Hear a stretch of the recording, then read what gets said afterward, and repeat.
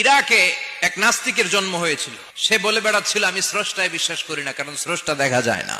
ইরাকের লোকেরা বলল আমাদের একজন ইমাম আছে, নাম নু'মান ইবনে সাবিত, যাকে আমরা আবু হানিফা বলে চিনি। সবাই বলল তুমি যে স্রষ্টারে খুঁজে পাও না, আমাদের ইমাম তোমারে স্রষ্টা দেখায় দিবে।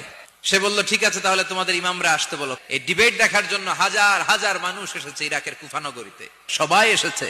আসে নাই শুধু ইমাম আবু হানিফা। নাস্তিক কয় তগো ইমাম ডরাইছে। 1.5 ঘন্টা দেরি করে যখন উনি আসলেন, নাস্তিক বলে আপনার সাথে কোনো কথা নাই, আপনার তো সময়ের জ্ঞানই নাই। ইমাম আবু হানিফা বললেন আইন্দি ওযর, আমার ওযর আছে। কি ওযর? বললেন আমি যখন ঘর থেকে বেরোই আমার বাড়ির সামনে বিশাল এক নদী পড়ে যায়, আর এই নদী পেরোতে আমার নৌকা ব্যবহার করতে হয়। আজকে এসে দেখি নৌকাও নাই, মাঝিও নাই, কিচ্ছু নাই, কিভাবে পার হবো? হঠাৎ দেখলাম নদীর পাশে বিশাল বড় গাছ, গাছটা হঠাৎ এমনি এমনি 2 টুকরা হয়ে গেল। গাছ থেকে বিশাল কাঠের তক্তা বের হয়ে গেল, তক্তাগুলো অটোমেটিক্যালি জোড়া লেগে নৌকা হয়ে গেল। এই নৌকা মাঝি ছাড়া সাঁ করে আমার সামনে চলে এলো।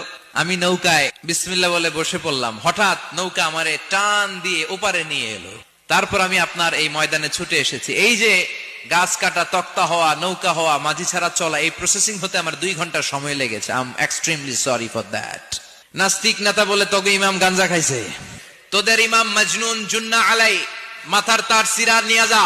ইমাম আবু হানিফা বললেন ময়দানে আমারে গালি দিলেন কেন? নাস্তিক বলে কেমন কথা আপনি বলেন, কোন মানুষ ছাড়া করা